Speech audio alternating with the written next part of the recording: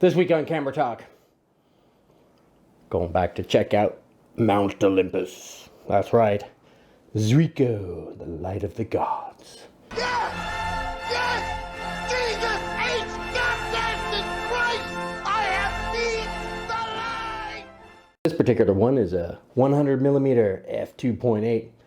It's not the big monster f2, but hey, f2.8 is pretty good too.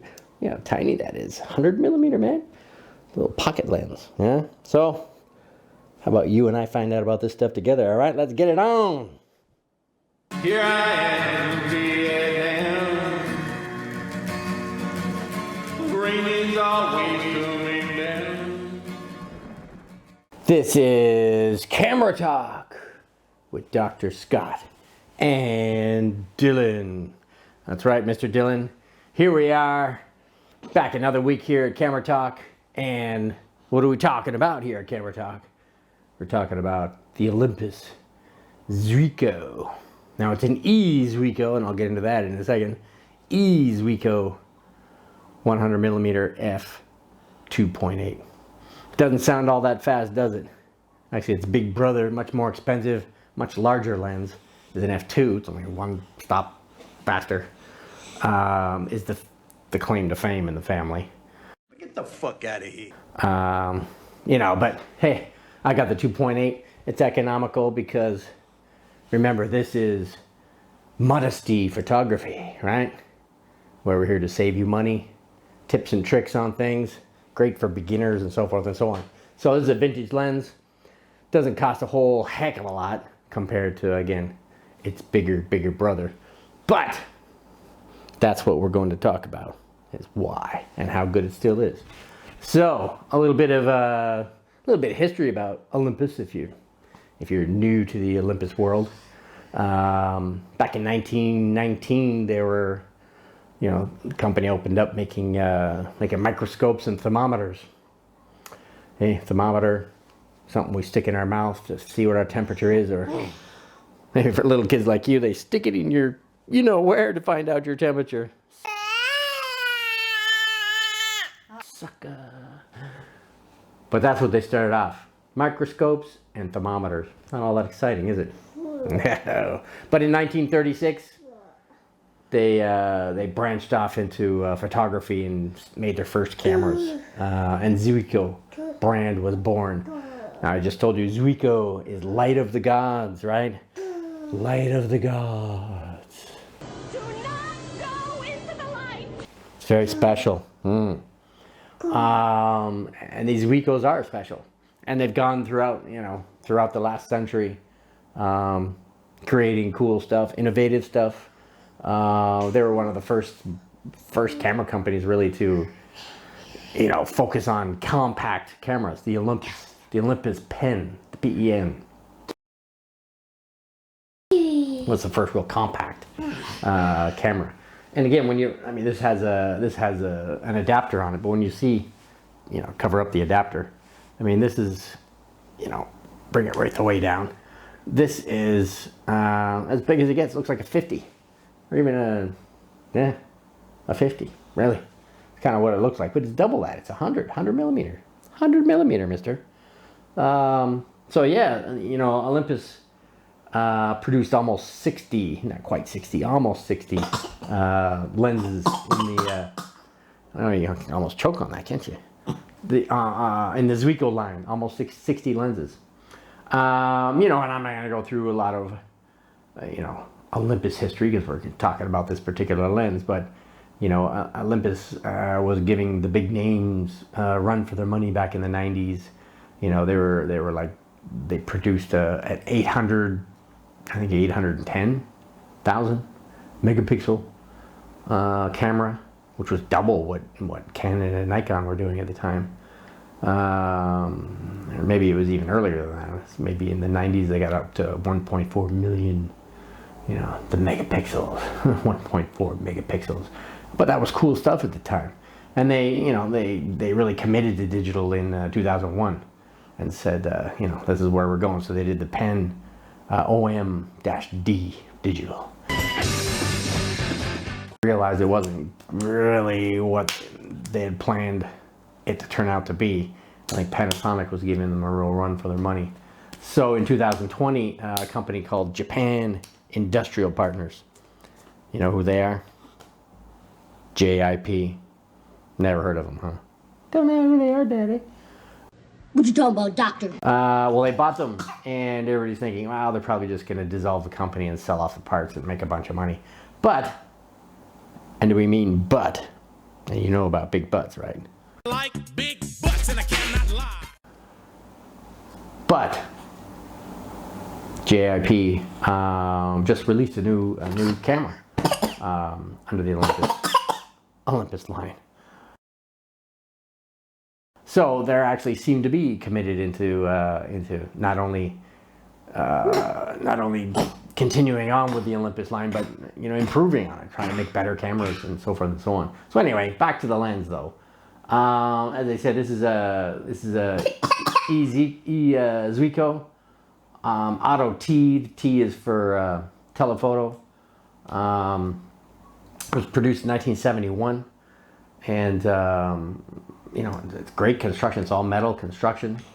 Again, for something that's over 50 years old. It's that's a fake cough if I ever heard one. You're not a very good actor, rip your jaw right off. At least it'll be on YouTube anyway. We can all claim we've seen it. We saw Dylan rip his lower jaw off. But anyway. Great build quality. It's all metal construction, nice and smooth. Focus ring there's not a glitch anywhere in the system really. The aperture ring is clicked. You can hear the clicks. Goes from f2.8 to f22. Its sweet spot, getting sharp across the entire image is f8. But because of its aperture blades, there's 6 aperture blades and they're straight. So of course they make the once you stop down, you start getting the nut shaped bokeh balls.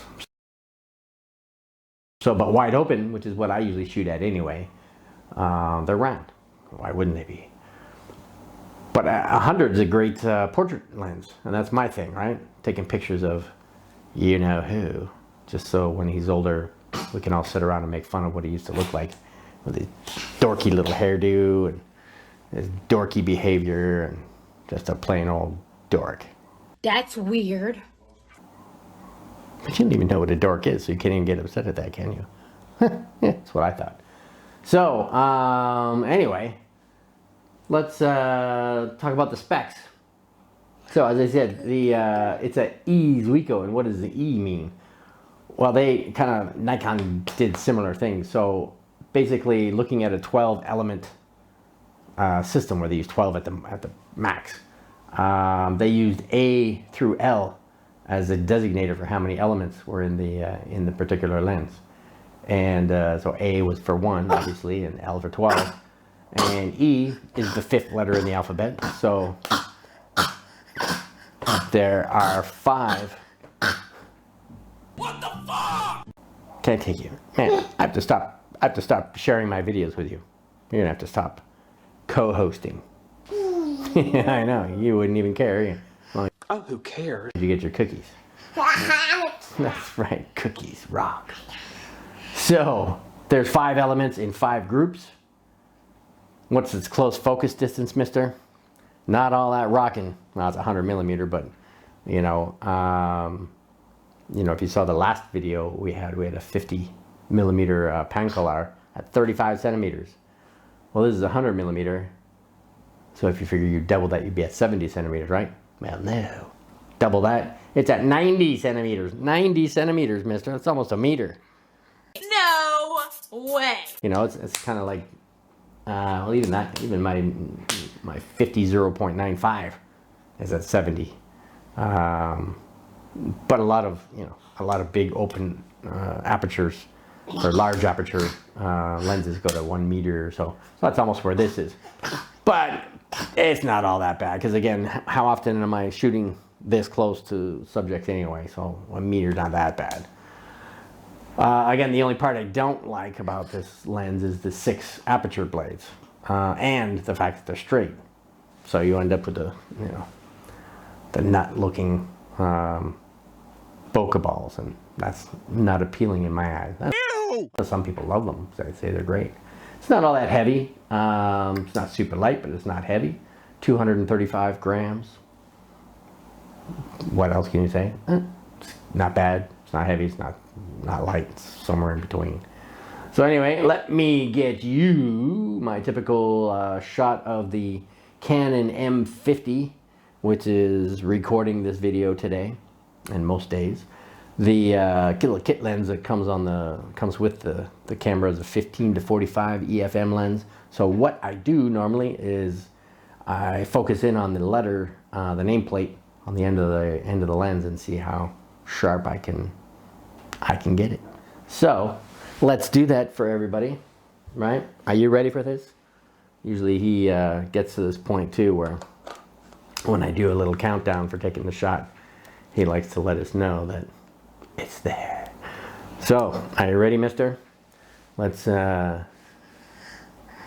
see. Getting this one as tight as can be. Right about there. All right, so this is wide open. 1, 2, 3. Oh, but you know what? I forgot to put my memory card back in. Stupid daddy. And guess where it is? It's in the computer. So let's put that here. Glad we had the interlude there, taking care of that. All right, let's try that again.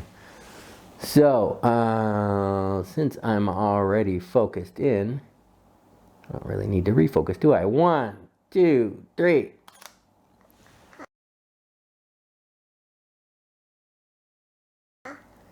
Oh, that was the weakest I've ever heard. Can't take you anywhere. And like I said, let's go to 5.6 to show you what that looks like.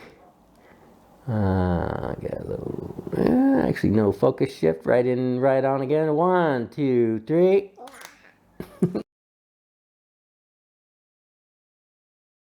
Yeah, that is lame, buddy. Wow. So much for all the energy you used to have in the show. So that was at 1.8 and 5.6. So how about we take a look at Dylan's shots at, it wasn't 1.8, 2.8. Let's take some, let's have a look at some Dylan shots at 2.8.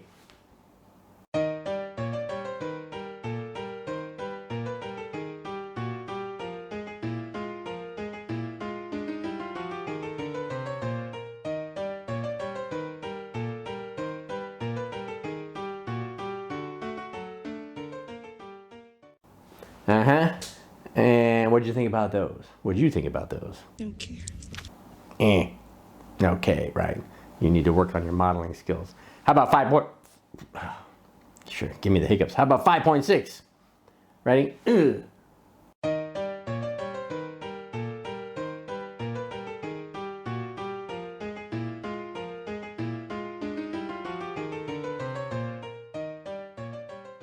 That's right. And our usual random stuff too.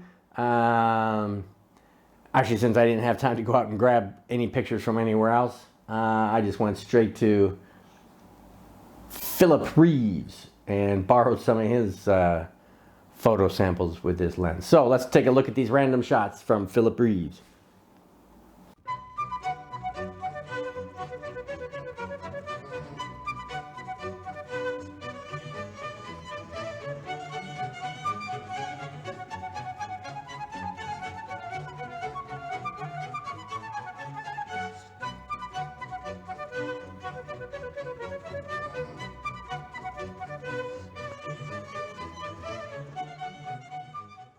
Excellent. And that was that. That's all we got to talk about with the Olympus 100mm E Zuiko 2.8. So, what should we talk about next? What do we normally talk about? Our photo editing software, which is Luminar. Luminar AI and Luminar Neo. That's right. They're a combination. Well, Neo is the latest, greatest thing. It's a combination of AI and Luminar 4. So they came up with some pretty cool bells and whistles. And, it's got Powerline removal, spot dust removal, scene relighting, things like that. All with a click of one button. No more brushing stuff off. And I know it's unbelievable, isn't it? Oh my God. Can you believe we could do that with just one click of the button? And it uses AI to analyze your photo and get rid of all that stuff. Wow, that is cool. And how much does it cost, buddy? Costs $80. That's pretty cheap for a lens, right? Or for a lens. For software.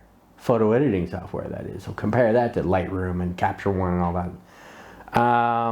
Now, it can be used as a plugin for those guys, too. But I use it as a standalone. All by itself. Doesn't need any help. So, what are we going to offer the people? What do we got to offer these guys? How about $10 off? That's right. If you buy it from us and click below in the description. Buy it from us on that link and you'll save $10, so it's only $70 instead of $80. Who doesn't like to save 10 bucks, right? You save 10 bucks, we get 10 bucks. Kickback, yeah, kickback. That's right. $1 million. And we can spend that $10 any way we like. Maybe cookies, maybe some Corona Extra, Mexican cerveza for daddy. So, that is that. Now, how about you sponsor, well, not sponsor, how about you support our channel? You want them to support our channel? Yeah, we need more support, more subscribers.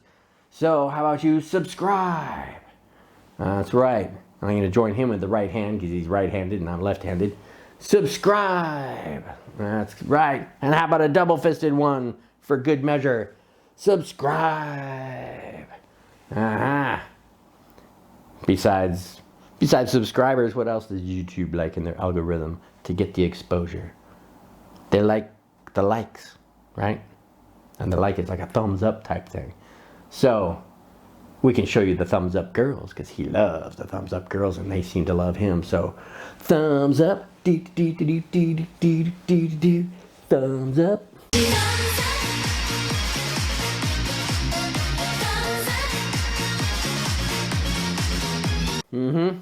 You like that blonde one, don't you? Actually, I don't think she's all that bad either. But don't tell mommy I said that.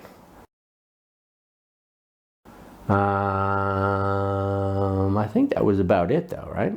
We already said Modesty Photography. We're at Modesty Photography. That's the name of our channel. And we want them to stay safe, right? Stay healthy, stay COVID free, because we want you to come back next week because you belong here. That's right. And where do they belong? What's the name of the show?